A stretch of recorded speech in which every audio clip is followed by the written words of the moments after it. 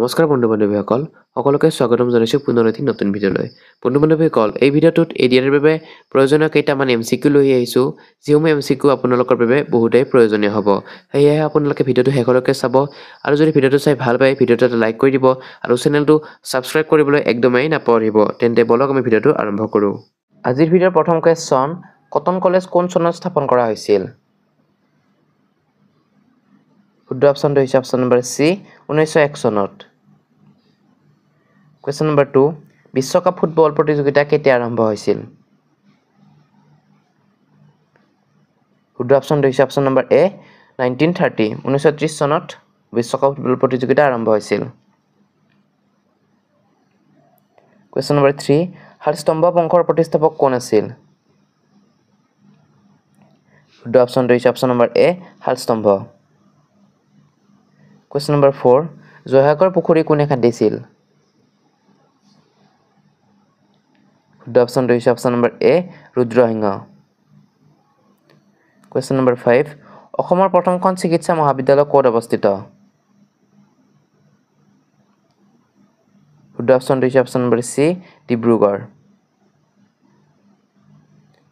Question number 6, Palashi যুদ্ধ কিমান চনত হৈছিল? শুদ্ধ অপশ্যনটো হৈছে অপশ্যন নম্বৰ চি 1757 চনত।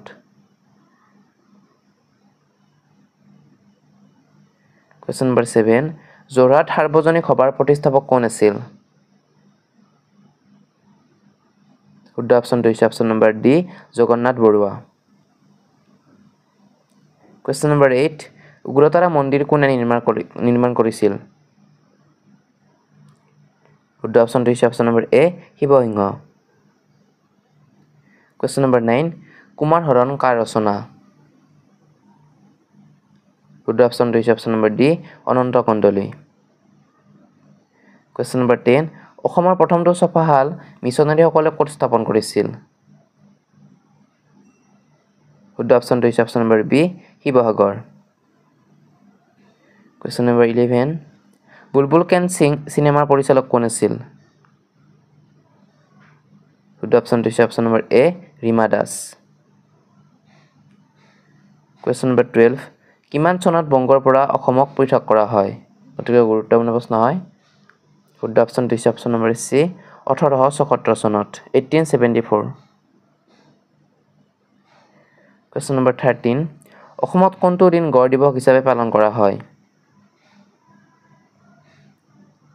শুদ্ধ অপশ্যনটো হৈছে option number D 22 September. Question number 14, ভাৰতীয় সংবিধানৰ 73 সংখ্যক সংশোধনী তলৰ কোনটোৰ সৈতে জড়িত?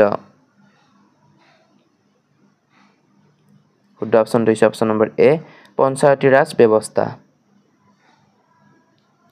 কুৱেশ্যন নম্বৰ 15, ৰাজীৱ গান্ধীৰ সমাধিস্থলক কি বুলি জনা যায়? শুদ্ধ অপশ্যনটো হৈছে option number C Birbhumi. Question number 16, 2000 টকীয়া নোট কেতিয়া ভাৰতৰ ৰিজাৰ্ভ বেংকে প্ৰচলন কৰিছিল? শুদ্ধ অপশ্যনটো হৈছে অপশ্যন নম্বৰ এ 2016 চনত। কুৱেশ্যন নম্বৰ 17, অৰুণোদয় কেতিয়া প্ৰকাশ বন্ধ কৰিছিল? শুদ্ধ অপশ্যনটো হৈছে অপশ্যন নম্বৰ বি 1883 চনত।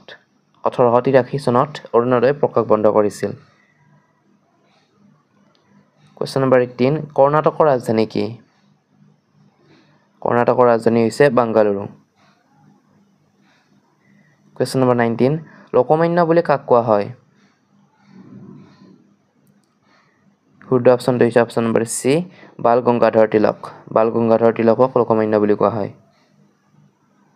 কুৱেশ্যন নম্বৰ 20, সাহিত্য একাডেমীৰ মুখ্য কাৰ্যালয় ক'ত অৱস্থিত? শুদ্ধ অপশ্যনটো হৈছে অপশ্যন নম্বৰ বি দিল্লী।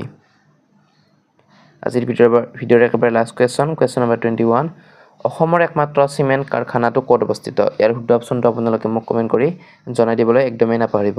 যদি ভিডিঅ'টো চাই ভাল পাইছে তেন্তে ভিডিঅ'টো এটা লাইক কৰিবলৈ একদমেই নাপাহৰিব আৰু যদি আপোনালোকে মোৰ চেনেলটো নতুনকৈ আহিছে চেনেলটো ছাবস্ক্ৰাইব কৰিবলৈ একদমেই নাপাহৰিব। তেন্তে বন্ধু-বান্ধৱীসকল আজিলৈকে ইমানে। থেংকছ ফৰ ৱাচিং দ্য ভিডিঅ'।